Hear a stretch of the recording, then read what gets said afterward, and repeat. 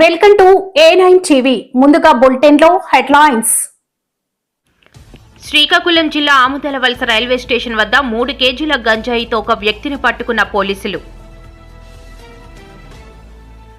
అధికారంలో ఉన్న 5 ఏళ్లు రాయలసీమను నిర్లక్ష్యం చేసిన జగన్ నేడు దీక్షల పేరుతో డ్రామాలు. TDP MLA. కాపు సామాజిక వర్గంపై చంద్రబాబు మొదటి నుంచి కక్షతో వ్యవహరిస్తున్నారు. మాజీ మంత్రి గుడివాడ. సిట్ రిపోర్టుతో అడ్డంగా దొరికిపోయిన బాబు. జంతువుల కొవ్వు కలిసిందని సిట్ చెప్పిందా? మహాత్మా గాంధీ జాతీయ గ్రామీణ ఉపాధి హామీ చట్టాన్ని కొనసాగించాలని సిపిఎం నాయకులు ధర్నా. జగన్మోహన్ రెడ్డి దమ్ముంటే 11వ తేదీన అసెంబ్లీకి వచ్చి మాట్లాడు. పెందుర్తి ఎమ్మెల్యే సవాల్. భూమిపై ఇతరులెవరూ కన్నెయ్యకుండా ప్రజలకు సర్వ హక్కులు కల్పించాము. సీఎం చంద్రబాబు. ఏపీలో పోలీస్ వ్యవస్థ పూర్తిగా విఫలమైంది. పోలీసుల సమక్షంలోనే దాడులు. శ్రీకాకుళం చేరుకున్న సిఐఎస్ఎఫ్ చేపడుతున్న వందే మాతరం సైక్లోథాన్ 2026 సైకిల్ యాత్ర. శ్రీకాకుళం జిల్లా ఆముదాలవలస రైల్వే స్టేషన్ వద్ద 3 కేజీల గంజాయితో ఒక వ్యక్తిని పట్టుకున్న పోలీసులు ఒరిస్సా నుండి ఆముదాలవలస తరలిస్తుండగా రైల్వే స్టేషన్ వద్ద గంజాయి ప్యాకెట్లని పట్టుకున్న పోలీసులు గంజాయి తరలిస్తున్న వ్యక్తిని అదుపులోకి తీసుకుని విచారిస్తున్న పోలీసులు.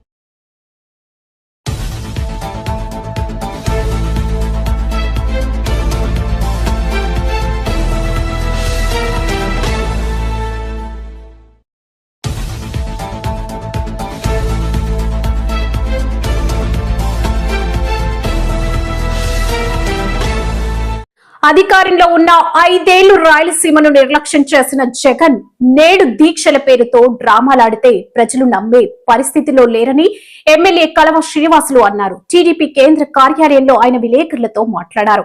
జగన్ రాయలసీమకు ఎవరి హయాంలో ఏం చేస్తారన్న దానిపై అసెంబ్లీలో చర్చిద్దాం. అసెంబ్లీకి వచ్చి చర్చించే ధైర్యం ఉందా అని ఎమ్మెల్యే సవాల్ విసిరారు.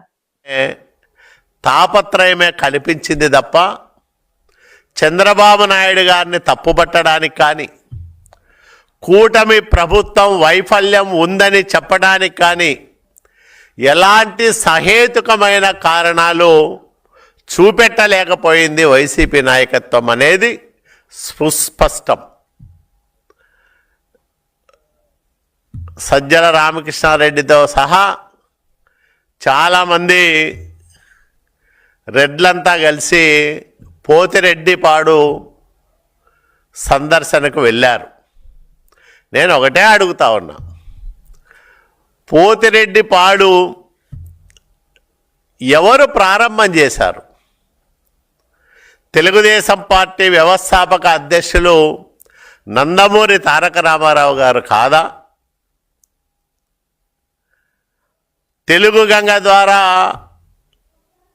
రాయలసీమ నెల్లూరు జిల్లాలకు సాగునీటి వసతులు కల్పించిన మహత్తర ఆశయం ఎవరిది? తెలుగుదేశం పార్టీది కాదా? ఎన్టీ రామారావు గారిది కాదా? తరువాత చంద్రబాబు నాయుడు గారు రాయలసీమ తరతరాల దారిద్ర్యాన్ని శాశ్వతంగా పారదోలడానికి శక్తివంతమైన చర్యలు తీసుకుంటా ఉన్నారా లేదా? మరి ఇవన్నీ నిష్ఠుర సత్యాలు అయితే వీటిని కాదని వైసీపీ కల్లబొల్లి మాటలతో ప్రజలను మెబ్బపెట్టడానికి చేసిన ప్రయత్నమే చలో పోతిరెడ్డిపాడు కార్యక్రమం. నిన్న అక్కడికి వెళ్ళిన వాళ్ళల్లో వాళ్ళు మాట్లాడిన మాటలు పరిశీలన చేస్తే అన్నీ సత్యదూరమైన మాటలు, అసత్య ఆరోపణలు, రాజకీయ కుట్రలో భాగంగా చంద్రబాబు నాయుడు గారిని దుమ్మెత్తిపోసే పని తప్ప వేరే కార్యక్రమమే చేయలేదు. కాపు సామాజిక వర్గంపై తెలుగుదేశం పార్టీ అధినేత చంద్రబాబు నాయుడు మొదటి నుంచి కక్షతో వ్యవహరిస్తున్నారని మాజీ మంత్రి గుడివాడ అమర్నాథ్ ఆరోపించారు. కాపు నేతలపై జరుగుతున్న అన్యాయాలకు వ్యతిరేకంగా వైఎస్ఆర్సీపీ ఎప్పుడూ అండగా ఉంటుందని ఆయన స్పష్టం చేశారు. విశాఖలో మీడియాతో మాట్లాడిన గుడివాడ అమర్నాథ్ వీటన్నిటిని కూడా రాష్ట్ర వ్యాప్తంగా పెద్ద ఎత్తున చర్చ జరుగుతోంది. ఏ రకంగా విద్వేషాలు రెచ్చగొట్టి కావాలని చెప్పి ప్రతిపక్షాన్ని ప్రేరేపించి మా పార్టీకి సంబంధించినటువంటి నాయకుల మీద వీళ్ళ మీద దాడులు చేసి ఈరోజు రాష్ట్ర వ్యాప్తంగా, దేశవ్యాప్తంగా, ప్రపంచవ్యాప్తంగా ఉన్నటువంటి హిందువుల తాలూకు మనోభావాలతో మాట్లాడుతున్నటువంటి ఈ ప్రభుత్వం కలియుగ దైవం వెంకటేశ్వర స్వామి వారి ప్రసాదానికి సంబంధించి తప్పుడు ఆరోపణలు చేసింది.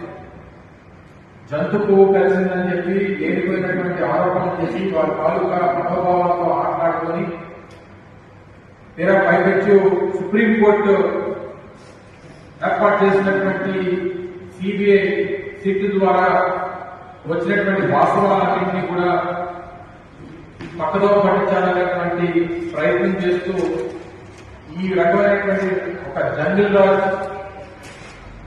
ప్రభుత్వాన్ని ఈరోజు రాష్ట్ర వ్యాప్తంగా నడుపుతా ఉన్నారు. దాని మీదే మా నాయకుడు జగన్మోహన్ రెడ్డి గారు వారు చేసినటువంటి హత్య దగ్గర నుంచి తర్వాత జరిగినటువంటి పరిణామాలు, గత ప్రభుత్వంలో చేసినటువంటి 2014-19 మధ్యలో మొదలుగా పట్టరావు గారిని చేసినటువంటి హత్య ప్రయత్నాలు, ఇలా ఇవన్నీ కూడా మొదటి నుంచి చూస్తూ వస్తా ఉన్నాం. అయితే రాష్ట్ర వ్యాప్తంగా ఉన్నటువంటి పార్టీ శ్రేణులు, వైఎస్ఆర్ కాంగ్రెస్ పార్టీ శ్రేణులతో పాటు పార్టీలో ఉన్నటువంటి కాపు సామాజిక వర్గ నాయకత్వం వీటన్నిటినీ కూడా ఎదిరిస్తూ వారి కుటుంబ సభ్యులకి సంఘీభావం తెలియజేయాలనేటువంటి ఒక నిర్ణయాన్ని ఈరోజు తీసుకొని ఉమ్మడి విశాఖపట్నం జిల్లాలో ఉన్నటువంటి పార్టీ నాయకత్వం అంతా కూడా రేపు గుంటూరు వెళ్లి వారి కుటుంబానికి సంఘీభావం తెలియజేయాలని చెప్పి ఒక నిర్ణయం తీసుకోవడం, అందులో భాగంగా రేపు ఇక్కడి నుంచి బయలుదేరి వెళ్ళడం జరుగుతూ ఉంది. తిరుమల లడ్డూ తయారీకి వాడిన నెయ్యిలో జంతువుల కొవ్వు కలిసిందని చంద్రబాబు పవన్ కళ్యాణ్ చేసిన ప్రచారానికి సిట్ రిపోర్ట్ తో చెక్ పడిందని, కథ అడ్డం తిరిగింది కాబట్టి ఇప్పుడు విచారణ కమిటీ అంటున్నారని మాజీ మంత్రి పేర్ని నాని తెలిపారు. సిట్ ప్రభుత్వాన్ని తదుపరి చర్యలు తీసుకోమని చెప్పలేదని, దోషులపై చర్యలు తీసుకోవాలని మాత్రమే చెప్పిందని ఆయన గుర్తు చేశారు.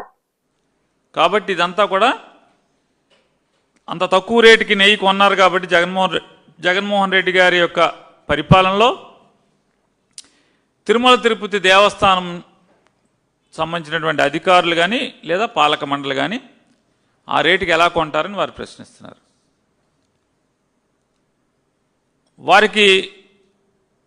వారికి తెలియంది ఏంటంటే, వారు ఏం దాచిపెడుతున్నారయ్యా అంటే,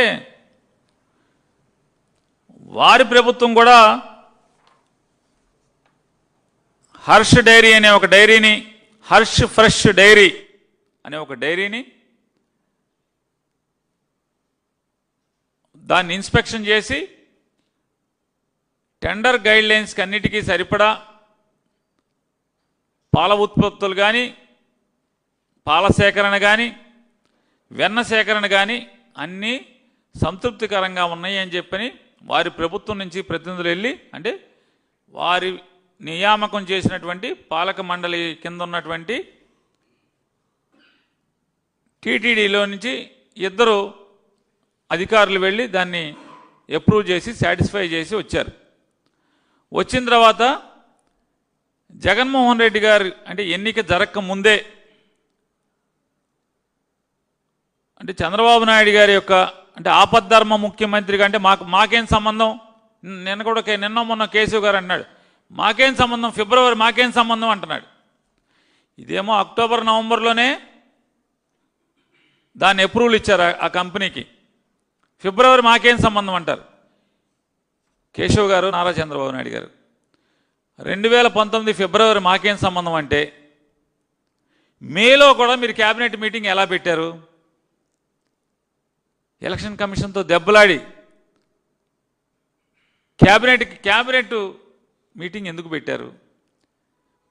ప్రభుత్వం యొక్క అంటే పరిపాలన గురించి సమీక్ష ఎట్లా చేశారు? క్యాబినెట్ చర్చ చేశారు, చాలా నిర్ణయాలు తీసుకున్నారు, చాలా నిర్ణయాలు తీసుకున్నారు ముఖ్యమంత్రి హోదాలో నారా చంద్రబాబు నాయుడు గారు. మహాత్మా గాంధీ జాతీయ గ్రామీణ ఉపాధి హామీ చట్టాన్ని కొనసాగించాలని, రాష్ట్రాలపై వేసిన భారాన్ని తగ్గించాలని, మొత్తం నిధులు కేంద్రమే భరించాలని మాట్లాడుతున్న సిపిఎం రాష్ట్ర కార్యదర్శి వర్గ సభ్యులు రామ్ భూపాల్. ఇప్పటికీ కరువులు వరుసగా జరుగుతున్నాయి. రోజు మనం చూస్తాం. మన జిల్లాలోనే ఆలూరు, ఆస్పరి ఇట్లాంటి ప్రాంతాల నుంచి గ్రామాలే కరువులో ఇతర రాష్ట్రాలకు, ఇతర జిల్లాలకు వెళ్ళిపోతుంటారు. కరువు పోలేదు కాబట్టి ఈ పథకాన్ని మరింత కాలం కొనసాగించాల్సిన అవసరం కేంద్రానికి గాని రాష్ట్రానికి గాని ఉంది. కానీ ఈరోజు కేంద్రంలో ఉండేటువంటి నరేంద్ర మోడీ ప్రభుత్వం మొన్న జరిగిన పార్లమెంటు సమావేశాల్లో ఈ గ్రామీణ ఉపాధి హామీ చట్టాన్ని రద్దు చేసింది. అంటే కరువు పనులను రద్దు చేసింది. ఎందుకని రద్దు చేసింది? ఇప్పుడు వాళ్ళు ఏం చెప్తున్నారంటే అధికారులు గాని లేదా అధికారుల ద్వారా ప్రభుత్వాలు చేస్తున్న ప్రచారం ఏంటంటే ఈ పథకాన్ని గతంలో 100 రోజులు పని పెట్టేవాళ్ళు ఇప్పుడు 125 రోజులు పనులు పెడుతున్నాం, అందుకని ఇంకా పనులు పెంచినాం అని చెప్పేసి రోజు పేపర్లో అడ్వర్టైజ్మెంట్లు ఇస్తున్నారు. ఇవో మనం ఆలోచించాల్సింది ఒకటి ఉంది. కరువు పని అనేది గతంలో ఉండే చట్ట ప్రకారం, అంటే నరేంద్ర మోడీ గారు రద్దు చేయక ముందుండే చట్ట ప్రకారం పని పెట్టడం అనేది ప్రభుత్వ బాధ్యత, పనిని పొందడం అనేది కార్మికుడు హక్కు. చట్టబద్ధంగా ప్రభుత్వం పని పెట్టకపోతే ఉపాధి కూలీలకు పని పెట్టనందుకు కూడా కూలీ ఇవ్వాల్సిన బాధ్యత ప్రభుత్వాన్ని, అది చట్టంలో ఉంది.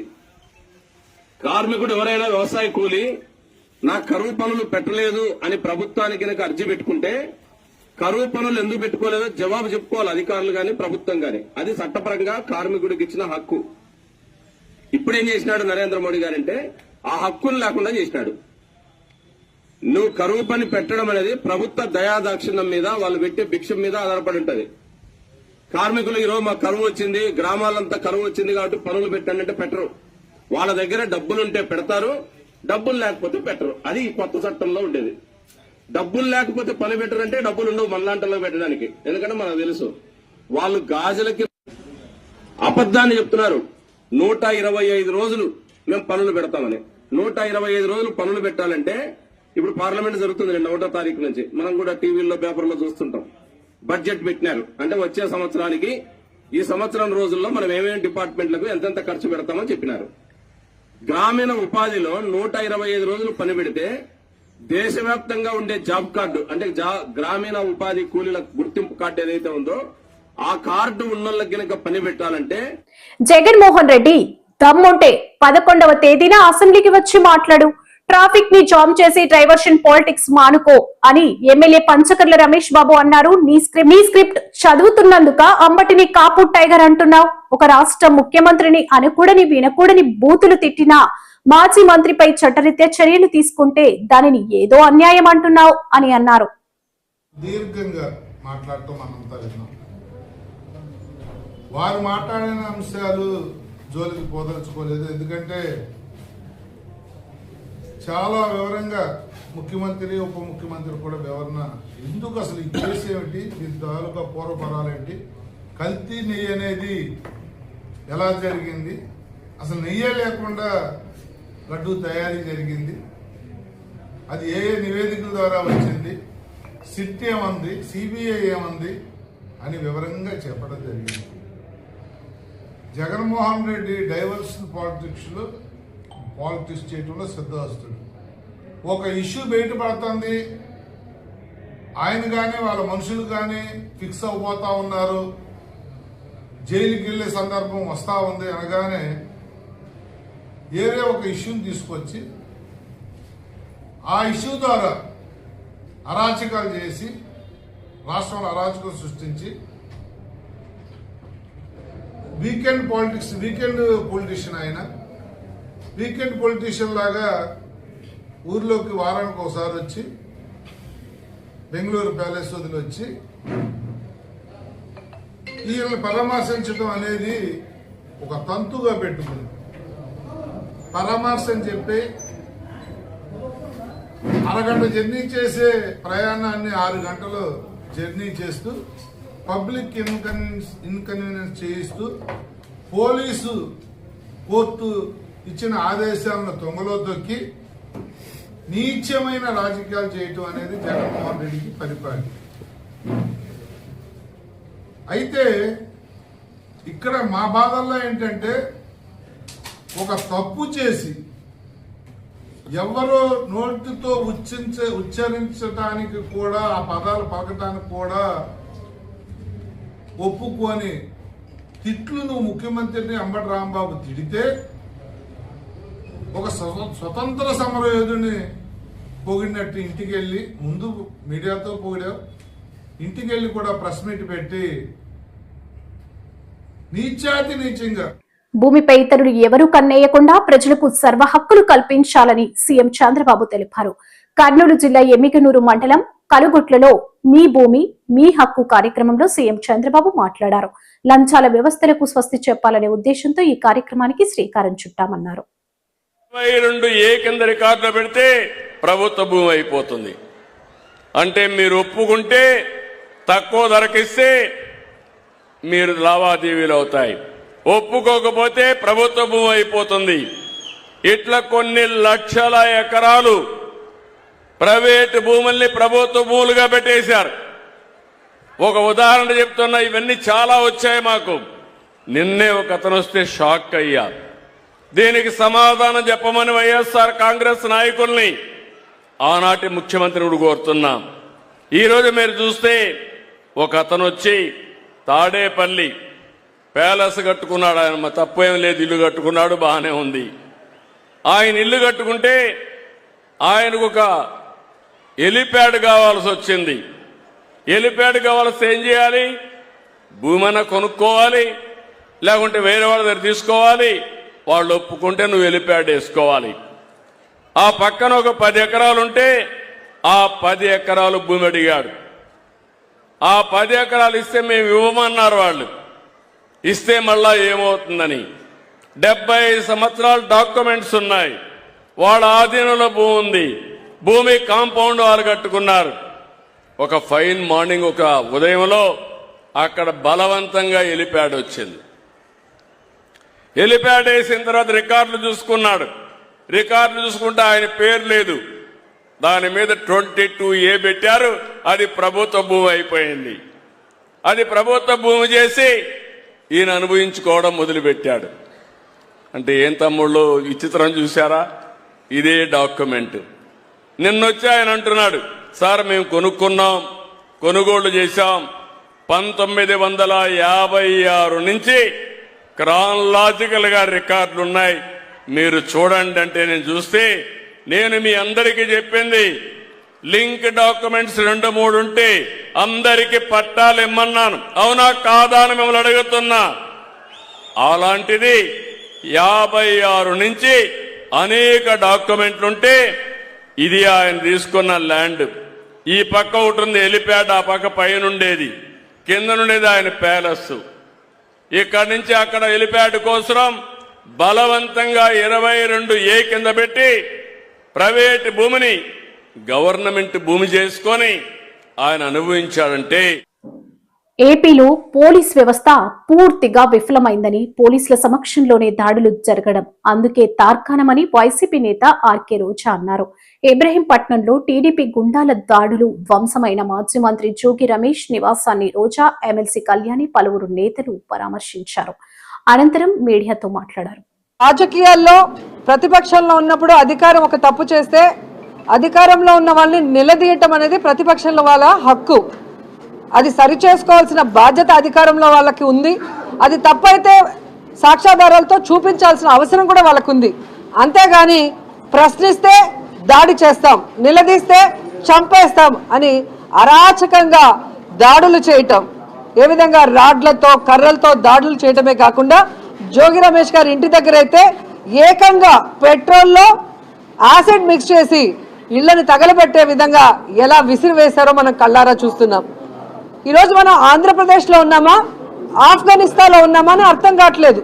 తాలిబాన్ల కన్నా ఘోరంగా ఈ కూటమి ప్రభుత్వంలో ఉన్న నాయకులు, కార్యకర్తలు ఈరోజు రౌడీల్లాగా, గూండాల్లాగా ఏ విధంగా ఎక్స్ మినిస్టర్ ఇళ్ల మీద దాడులు చేయటమే కాకుండా ఆ ఇంట్లో ఉన్న కుటుంబ సభ్యులు, పెద్దవాళ్ళు, మహిళలు, చిన్నపిల్లల్ని కూడా చంపడానికి తెగించారు అంటే మరి పోలీస్ వ్యవస్థ ఉందా, చనిపోయిందా నాకు అర్థం కావట్లేదు.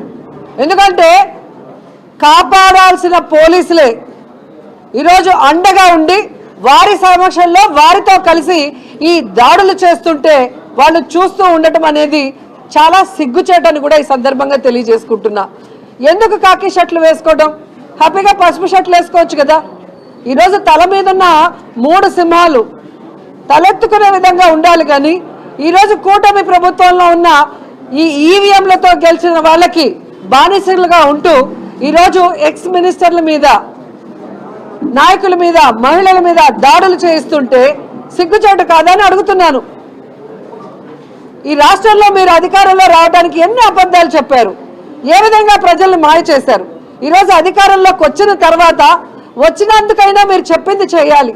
అది చేయకుండా చేతకాని వాళ్ళలాగా మిగిలిపోయి ప్రజల చేత అసహించుకోబడి ఈరోజు ప్రజల నుంచి ఎలా డైవర్షన్ తీసుకురావాలన్న ఆలోచనతోనే ఈ లడ్డూ ఇష్యూని మీరు తీసుకొచ్చారనేది ప్రజలందరూ కూడా గమనిస్తున్నారు. ఎందుకంటే హిందువులుగా ఉండి ఈరోజు లడ్డూ గురించి ఇంత నీచంగా మాట్లాడారు అంటే చంద్రబాబు నాయుడిని, పవన్ కళ్యాణ్ని, వెంకటేశ్వర స్వామి ఊరికే వదులుతాడా అని నేను అడుగుతున్నాను. ఎందుకంటే భయం లేకుండా, వెంకటేశ్వర స్వామి అంటే భక్తి లేకుండా నోటికి వచ్చిన అబద్ధాల్ని పందికోగలిసిందంటారు, జంతుకోగలిసిందంటారు, ఫిష్ ఆయిల్ కలిసిందంటారు. ఈరోజు సిబిఐ రిపోర్ట్ క్లియర్ కట్గా ఇచ్చింది. ఎటువంటి జంతు కొవ్వు కలవలేదు, ఎటువంటి పంది కొవ్వు కలవలేదు.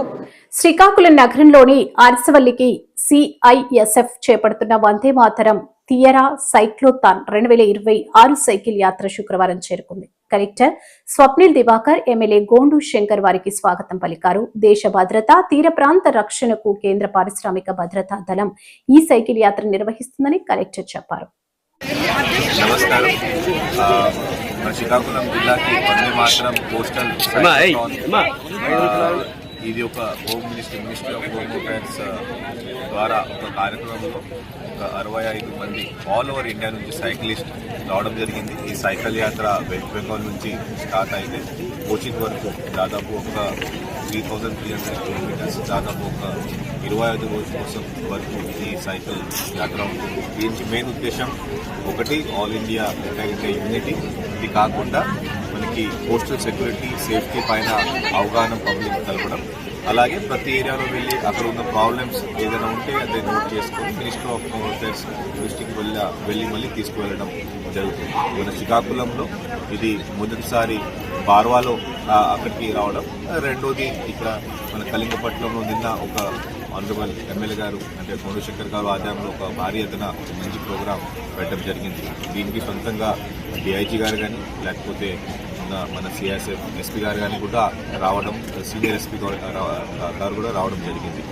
ఈరోజు పొద్దున ఫైనల్గా మన శ్రీకాకుళం నుంచి అరసవల్లి మన టెంపుల్ పుష్కర్ని పక్కన ప్రాంగణంలో ఫ్లాగ్ ఆఫ్ మళ్ళీ చేస్తే ఇక్కడ నుంచి విశాఖపట్నం పంపించడం జరిగింది.